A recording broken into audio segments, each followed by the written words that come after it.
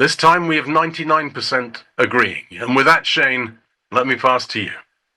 Yeah, no, thank you, David, for that introduction, and thanks to Brian, Nikki, and Nihar, Nancy, for their presentations thus far. It's been very enlightening, very some terrific content.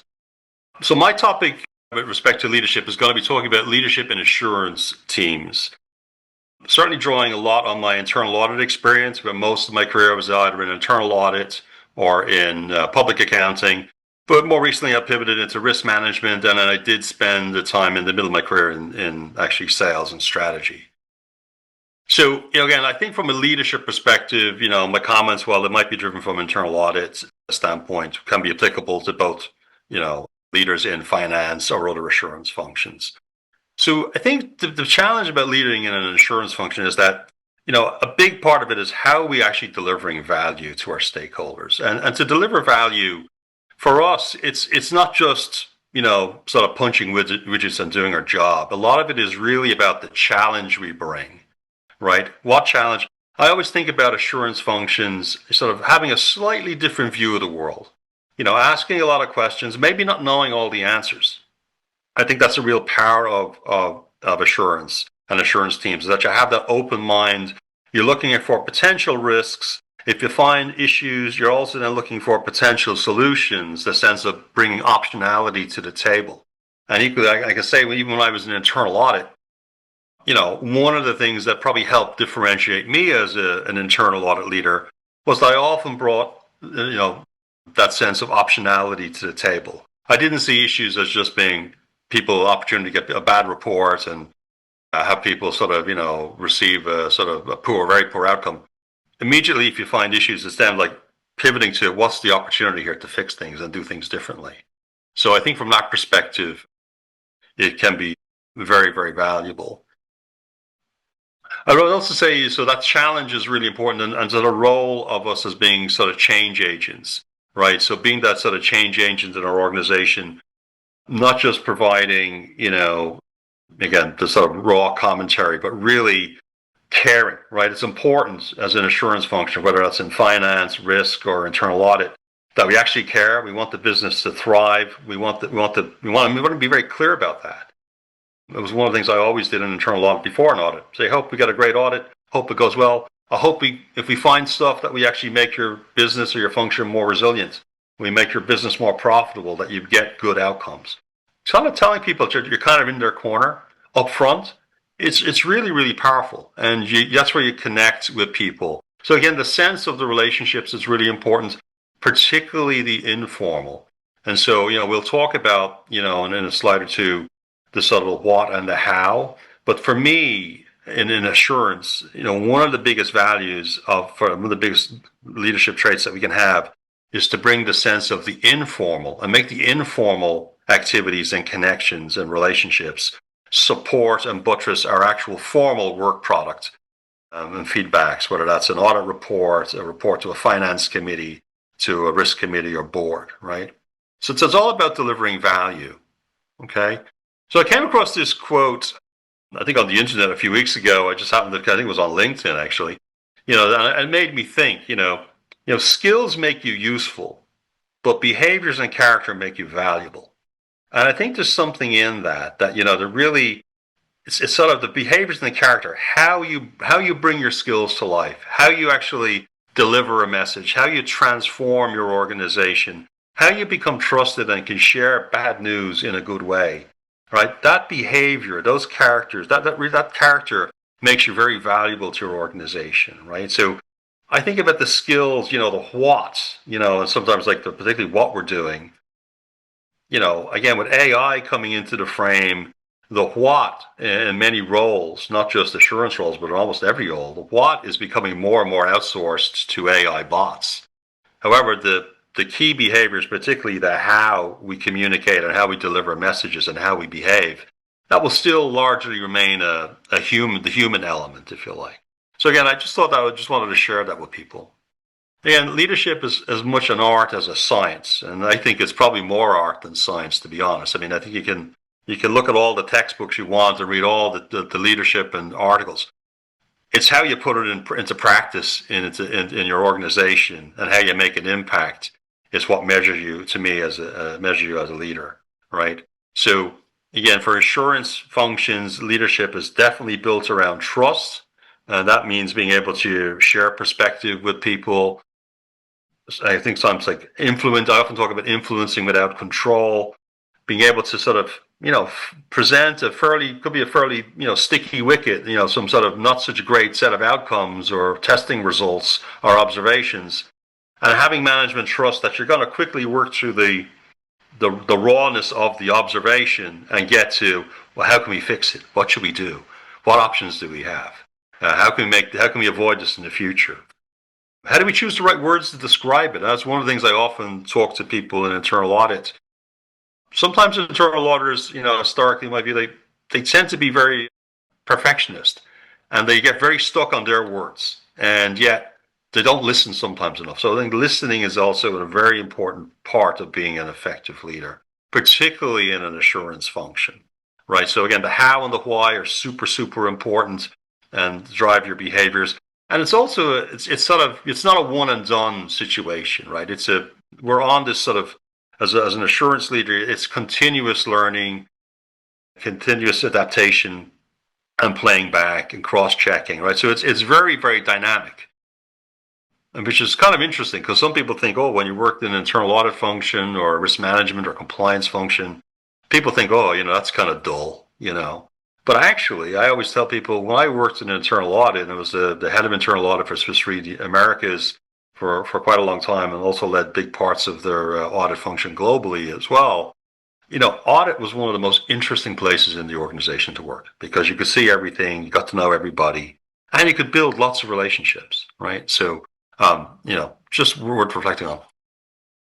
I want to talk a little bit, sorry, I've gone up there, just on assurance leadership competency. So I like this picture of the iceberg floating there in the deep ocean, and the piece above the waterline. I always get my geography wrong, but I think it's about roughly 1/7 is above the waterline and 6/7 is below, or give or take. I might be off by a few percentage points.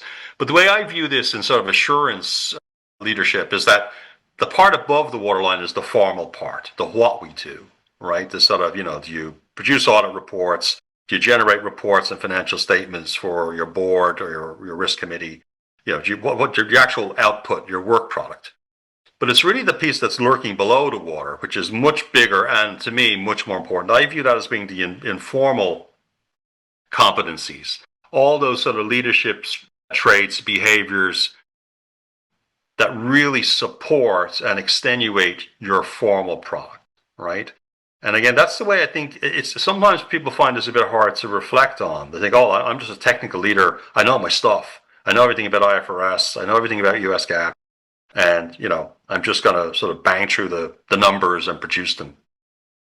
I think you have to take a step back. It's certainly in my career, I've seen many of the people I would view as the best leaders really extenuated the informal as much as the formal. Yes, they knew their stuff technically, but they really knew how to manage people. They knew how to get the best out of people and really sort of drove that home. So again, they really had focused on their behaviors and the sort of competencies that they had. So maybe let's just take a look at that in a little bit more detail.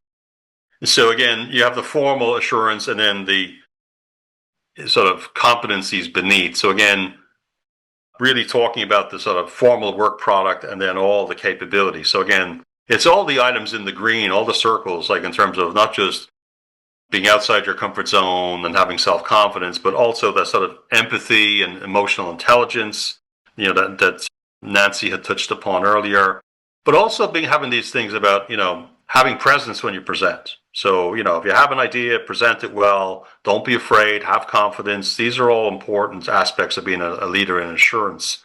But also sparking conversations. You don't know what you don't know. Well, best way to do that is go out and find out about it. Ask people questions, be very open, right? Feedback. Having that sense of influence without control. One of the best things you could do in an insurance function is have that trusted voice and opinion that you don't know all the answers, but you sort of have a logic and a thought process that can sort of help people get there. So again, I used to think about it more when I used to do a lot of our audits, is sharing insights alongside the audit report where there might be additional ideas and opportunities for the business to pick up and run with. Didn't have time to sort them, solve all the problems, but gave them a trail of breadcrumbs to think about, mull over, and to value, right? That becomes influence without control. I wasn't asking them to respond. I was just saying, hey, I'm being a good corporate citizen and I'm feeding this back to you. I think there might be something valuable in it. So that's how we positioned ourselves as being catalysts for positive change in the organization. And it was, again, the informal products like insights, calls to action, where you could really sort of generate a discussion on a topic that would get people excited and say, you know what, rather than waiting 3 or 4 months to do a formal audit report, let's just put the topic right out there with the top management and ask people to get behind it and do something, do some analysis. It's a lot faster to get, and certainly by the organizations I've worked in, to get 100 managing directors focused on a challenge in the next week or two, reading a 5 or 6 page PowerPoint, than waiting for a disastrous audit report to hit the presses after 4 or 5 months of detailed testing. That's where assurance leaders have to sort of pivot and change and go with the flow. Okay. Very quickly, just touching upon the sort of forum. So obviously, as insurance professionals, we interact with, obviously, the formal sense, the CEO, the board, the audit committee, the risk committee, the finance committee. And, when you think about it, you put yourself in their shoes, what do they really value from us as assurance leaders? Well, they kind of want vision, courage, want us to spark conversations and speak up. They want us to be the eyes and ears, right? Particularly with non-executive directors and board members. They're only coming in for meetings, every month, every 2 months, every quarter. And yet they want to have that informed perspective. Just cut to the chase. What have you seen? What worries you? Let me know, right? So that's the role that we have to play, be their eyes and ears. And that requires us to have courage, but also have done a lot of the heavy lifting and thinking before we engage with them. If you think more about executive management, and again, I write this probably written more as an internal auditor, but it could equally apply to a risk function or a compliance function. When you're interacting with management, they want to be challenged, in my sense. They want you to understand their procedures, their controls, their risk understanding, their policies, etc. But they want you to feedback, but they want you to have a certain amount of empathy for them. Like, listen, nobody's perfect. And if you're expecting perfection, you're being a bit unrealistic as a leader. Particularly as an internal auditor.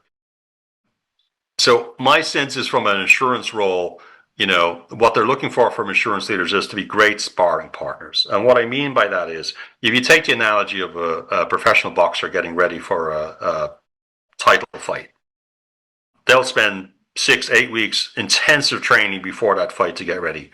They'll hire sparring partners who will mimic their opponent. It could be they're going to fight someone who's got a long reach. They could be left-handed, and they could have a great jab. Whatever it is, they hire professionals to help them get ready. So the fight comes along, they win the fight, and it's great. But it's the unsung hero is not just the sparring partners who've gotten the fighter ready for the big fight and who help them win. And again, I sense that sort of from an internal auditor or sort of supports assurance function, getting people ready was really important. So again, these all emphasize trust, impact, and sort of being a catalyst for positive change in the organization. Finally, I'll just sort of leave you with the sense of sort of leadership traits from an assurance perspective. It's so important that we turn up, we actually are authentic, and we sort of care. I say giving a damn, but we care. You got to tell people you care because it's important. Right? You want the business to succeed and thrive. You need to be that great sparring partner, which really, puts you kind of in their corner, right? Which is really important. Of course, you'll still own the pen when you have to write issues and write reports. No one's telling you that you have to bend to whatever management thinks or feels. But it's that connection, that informal connection, and that sense of we're kind of on the same page and on the same team, that's really important. Again, I would say leverage the informal, really, really important. I mean, think about that iceberg picture, going back a few slides. And then when you do have issues, and you're a leader in an assurance function, pivot quickly to providing solutions and try where you can to have some optionality, right? nobody necessarily likes a one-trick pony, right? So if you've come across an issue or a challenge, think about it, do a lot of the heavy lifting before you engage, and present back opportunities to do things differently. So with that, that's the end of my prepared comments, David. I think we're on to the next poll.